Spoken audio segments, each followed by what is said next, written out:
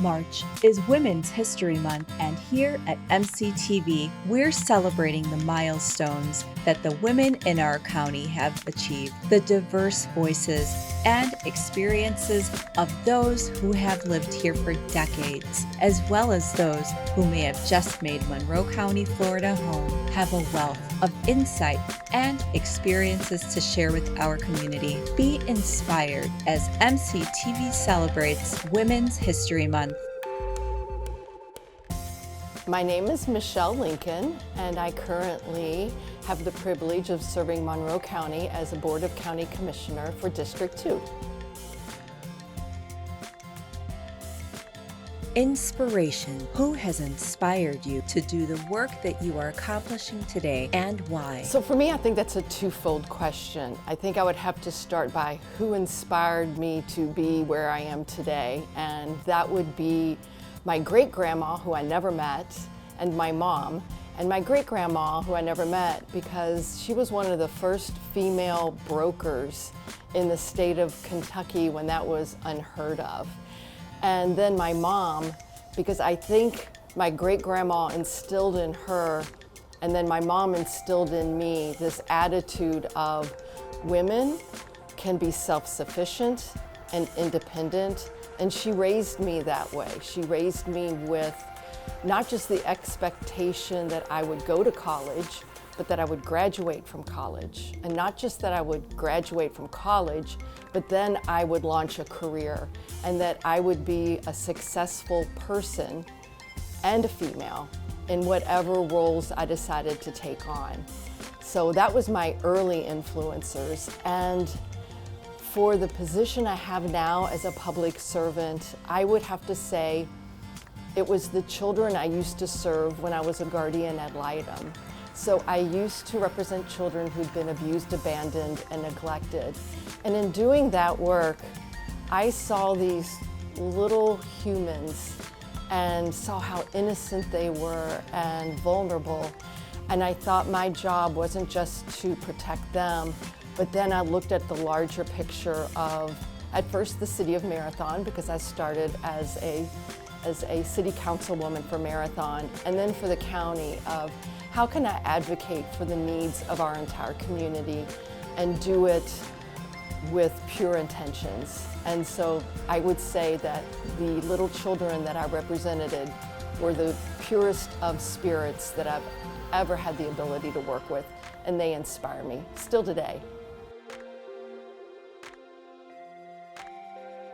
Challenges. What types of challenges did you face when you chose to pursue the role you hold today, and how did you overcome them? I would say that there is still sometimes a different view for women in public service and as a politician, as an elected official, than there are for men. And the statistics still show that there are more men as elected officials than women. So there's that mindset that I had to overcome in my own sense of self, and then to portray that to the community that I could do a job as capable as a man could. I could do it equally as capable. But with that, I think the challenges for me became proving to myself that I could be the best, and showing up with having done all my homework and knowing every aspect of every ordinance and any issue that became before our county, and to know it inside and out, so that I made a great impression on the community, on the people I represent, and on my colleagues on the dais. Fulfillment. Share one event in your life that has brought or given you the greatest satisfaction or fulfillment in your career or personal life. I'm not sure that there is one specific thing that I can point to and say, this was it. The ribbon cutting at the Marathon Library, that was awesome. The groundbreaking and ribbon cutting at the Big Pine Channel Nature Park, I loved that. That was awesome. Those major, large events aren't what give gives me the best satisfaction, job satisfaction. I think it's the small things, the quiet things that no one knows about. It's the phone call from a constituent who needs help with whether it's hooking him up with Kathy from Veterans Affairs, an elderly person needing help with social services. It seems to me it's those smaller things that don't really add up to anything other than helping an individual with a problem that they might have.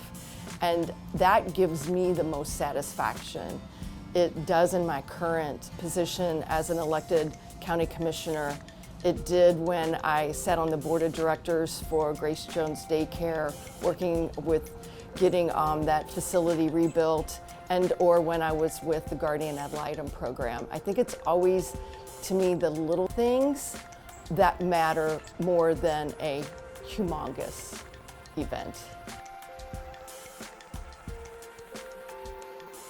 Advice. What advice would you give to women entering the workforce or pursuing another career? What non-career related advice would you like to share? I try to take time to remember what's most important to me in my life and to stop and question, am I being the best version of Michelle? And if I'm being the best version of Michelle, then I know in anything I pursue, it will be the best I can. And so for me, the advice I would give other females out there is to sit quietly with yourself. Write down what your dreams are, where you visualize yourself. Put the self-doubt away. Just write on a paper positive statements about how you see yourself and how you could best be yourself, whether you want to be in nursing or in politics or school teaching or in visualizing a career as an entrepreneur, to just work hard to be the best version of yourself and it'll come true.